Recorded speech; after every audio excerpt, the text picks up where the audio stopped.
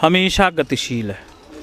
प्रत्येक प्राणी दौड़ रहा है अलग अलग जिज्ञासाओं के साथ।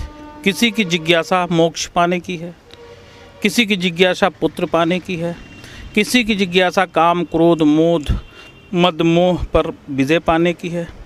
निरंतर गतिशील अवस्था में समाज भटकते हुए दौड़ रहा है।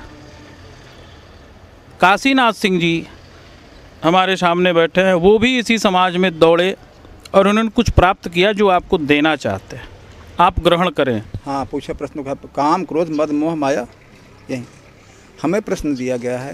काम क्रोध मद मोह लोभ के बारे में बोलने के लिए हमारा मानना यह है कि काम क्रोध मद मोह माया मत्सर सब ये उत्पन्न होता है जीव के द्वारा या विष्णु माया के द्वारा या शिव के द्वारा। ये अलग अलग स्थान होता है क्योंकि जीव वासनात्मक होता है। वासना के अनुरूप जैसी कामना करेगा वैसे उसके आदेश माना जाएगा। पूरा पूरा जितने भी शिवगण हैं या देवगण हैं संचालित दो ही करेंगे, या शिवगण करें हमारे शरीर के संचालन, या तो देवगण करें। हमारे ऊपर निर्भर करता है, हम शिवगढ़ से कराएंगे या देवगढ़ से कराएंगे। और इसके बाद काम क्रोध मद मोह, तो कामना तो हो गई यहाँ, कामना तो कर दिया, काम उत्पन्न हो गया, तो इसका पालन किससे करना है? ये जो हैं देवगण या शिवगण और ममता भावना, इनको पालन करना है इसका। तो काम ऐसी चीज़ है कि कामना को हम अंतर्मुखी कर लें, सिर्फ कामना को, और वासना अपने आप धीरे धीरे शांत होने लगती है। कामना हम ये कामना कर लें कि हमें अपने जीव को अपने गंतव्य की तरफ मोड़ना है। हम जीव तो कामना कर रहा है, ये जितनी भी ये अंतर्मुखी कामना है। ये कामना हमारी विष्णु माया की तरफ, जो कि जीव भागता है तो विष्णु माया की तरफ कामना करता है। लेकिन ये जीव अगर कामना करे कि नहीं हमें कुछ सबसे मतलब है, फिर भी हमें अपने गंतव्य की तरफ बढ़ना है, यदि ये जीव कामना करता है तो वो जितनी भी चीज़ें हैं काम क्रोध मद मोह लोभ जो आप लोग कहते हैं, तो क्रोध एक बहुत बड़ा तेज है। इसको ये इतना अधिकार दिया गया है कि 21 पापों को, चाहे कितने भी प्रचंड विभत्स पाप हों, इसको समन कर सकता है। जैसे युधिष्ठिर ने किया था एक बार, कृष्ण ने जब छल किया तो इनके द्वारा ही पाप हुआ, गुरुवध हुआ, ब्राह्मण वध हुआ, ठीक है। तो सब तो अपने हंसी खुशी में रह गए, लेकिन युधिष्ठिर जी ने क्या किया? अपने अंतर क्रोध से लाल हो गए, जलने लगे, और जलते उस पाप को विनष्ट कर दिया इन्होंने। हाँ, जो विनष्ट करेंगे आप पाप को, दशांश आपको भोगना पड़ेगा। दशांश कोई भी प्रायश्चित हो, न कोई पाप को जला सकता है, न ये पाप तो स्थिर है, जलता नहीं है, इसका प्रायश्चित विखंडित किया जाता है। जलाने का कोई विधान है ही नहीं। कहते हैं हम पाप जला दिए, कौन सा पाप जलाएगा?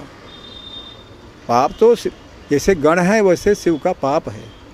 अधिकार तो उनका है, जलता नहीं है। पाप स्थिर नहीं रहता, इसका प्रायश्चित लगता है। पाप तो चलता रहता है। उसको एक जीव नहीं है, बहुत से जीव हैं।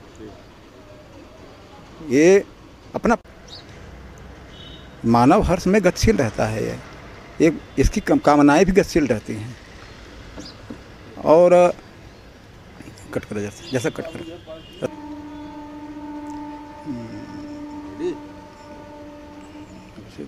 भेजा जाता है, जहाँ क्रियाओं के द्वारा और विवेक के द्वारा शक्ति संपन्न होकर अग्रसरित होता है।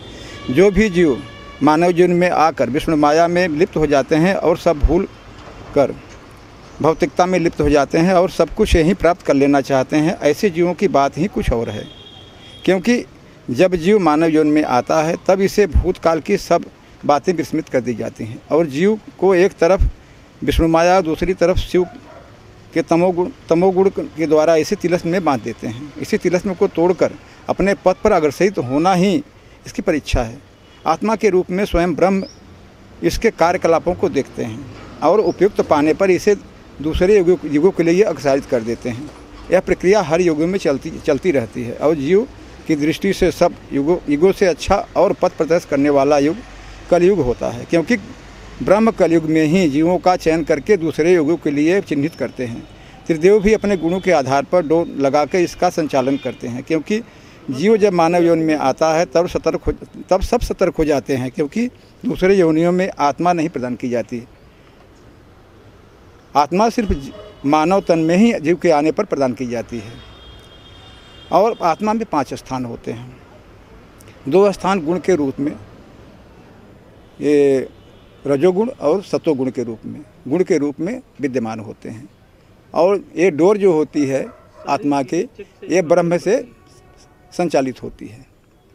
ब्रह्म को कोई बात होगी, ब्रह्म को तुरंत कुछ सोचेंगे आप, कुछ कहेंगे, ब्रह्म का आपका सीधा संबंध होता है। हमारा सीधा संबंध ब्रह्म से है, क्योंकि आत्मा के जरिए ये सब सतर्क होते हैं, क्योंकि मानव को, ये जीव को एकदम से पूरा स्वतंत्रता दी जाती है, क्योंकि परीक्षा होनी है इसकी। जब परीक्षा होना है तो सब के सब सतर्क हो जाएंगे अपने अपने स्थान पर, और इससे कि ये भ्रमित हो जाता है। ये 2 गुण जो हैं, और 3 स्थानों को जीव को 3 स्थानों को जीव को ही पूर्ण करना पड़ता है। यह 5 स्थान तत्व के रूप में पूर्ण किए जाते हैं, जिससे आत्मा पंच तत्व में बदल जाती है।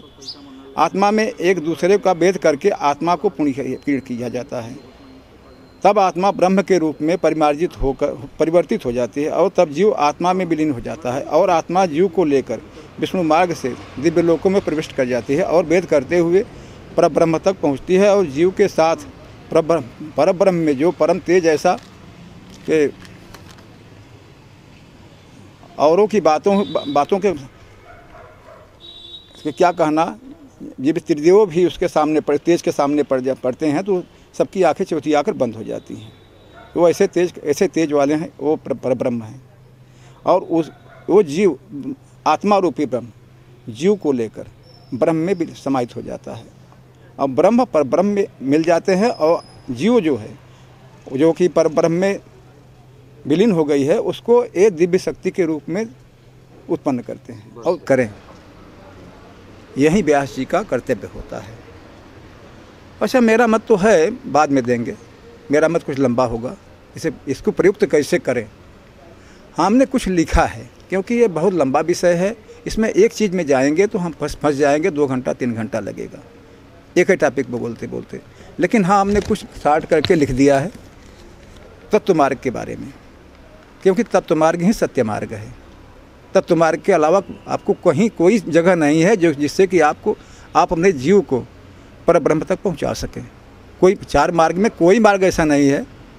ज्ञान मार्ग है, ये महत्वाकांक्षी होता है स्वर्ग का। मध्य मार्ग है, ये महत्वाकांक्षी होता है स्वर्ग का। और जो वाम मार्ग है, वो महत्वाकांक्षी होता है शिव का। अलग अलग रास्ते हैं, अलग अलग विधाएँ हैं। जैसे हम तत्व मार्ग पर कुछ लिखे हैं, इसको पढ़कर आपको सुना दे रहे हैं। या पढ़ेंगे क्या, हम तो लिखे हैं, लेकिन हाँ कुछ न कुछ इसकी मदद लेंगे, जिससे विषय लंबा ना हो जाए। हमने लिखा, इस चराचर जगत में जो भी चर प्राणी श्वास लेकर जिंदा रहते हैं, और जब श्वास आना जाना बंद हो जाती है तो कहा जाता है कि यह मर गया, यानी इसका जीव निकल गया। आखिर जीव निकल कर कहाँ जाता है, और जीव है क्या, इसकी क्या उपयोगिता है कि इसे यात्रा पर भेजने का आदेश देने वाले भी इसके अपने यहाँ आने का बेसब्री से इंतज़ार करते हैं। आखिर ये जीव का किस तरह से उपयोग करते हैं, यह समझने की चीज़ है। जीव एक प्रचंड शक्तिशाली एक प्रचंड शक्ति है, जो परिमार्जन के लिए यात्रा पर भेजा जाता है। इस तरह से यह एक यात्री है, यह अनेक मंडलों में भेजा जाता है। और जो जीव परिमार्जित शुद्ध पाप रहित होकर परब्रह्म के पास पहुँचते हैं, उन्हें ये परब्रह्म अपने में समाहित करके दिव्य शक्ति के रूप में उद्धृत कर देते हैं, और जिससे यह दिव्य शक्ति बन जाता है, और इसे दिव्य लोकों में स्थित कर देते हैं, और इसी दिव्य शक्तियों की सहायता से पूरे ब्रह्मांड का संचालन करते हैं।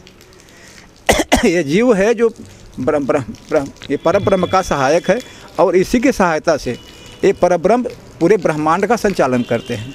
जब जीव परब्रह्म में समाहित होता है, इसी को जीव का मोक्ष कहा जाता है। जब परब्रह्म में जीव समाहित हो जाएगा तो उसी को मोक्ष कहा जाएगा। ये फिर लौटकर किसी जीवन में नहीं जाएगा, स्थिर हो जाएगा। फिर कभी भी यह आवागमन में यात्रा में नहीं फंसता। यही एक कभी नष्ट भी नहीं होता। और सदैव आनंदित और प्रफुल्लित रहता है। यही तो जीव की परम गति है। परिमार्जन के लिए इसे प्रथम मंडल में सर्वप्रथम भेजा जाता है। प्रथम मंडल आप पूछेंगे कौन है? प्रथम मंडल ये जो है हम जहाँ रहते हैं प्रथम एक मंडल में अनेक लोग होते हैं। पृथ्वी, एक पृथ्वी होती है, ये प्रथम पृथ्वी है। ये बिना यहाँ पर आए कोई साधना ब्रह्मांड में कहीं संभव नहीं है। जो शुरुआत होगी यहीं से होगी, पूर्णता भी यहीं से होगी। इसके बाद पूर्ण तो होगा दूसरे लोगों से, लेकिन ये पूर्णता के नज़दीक पहुँचाने वाला यही लोक है, ये पृथ्वी लोक। और यह अनेक योनियों में प्रथम मंडल में भेज दिया जाता है। और यह अनेक योनियों में गुजरते हुए जब यह बहुत शक्ति संपन्न होता है, ये अपने पापों को विसर्जित करते हुए जितना विसर्जित करेगा उतना शक्तिशाली होगा ये जीव।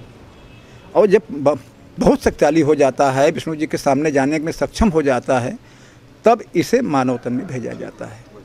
क्योंकि मानव तन में जो जीव आता है वो बहुत शक्तिशाली प्रचंड होता है।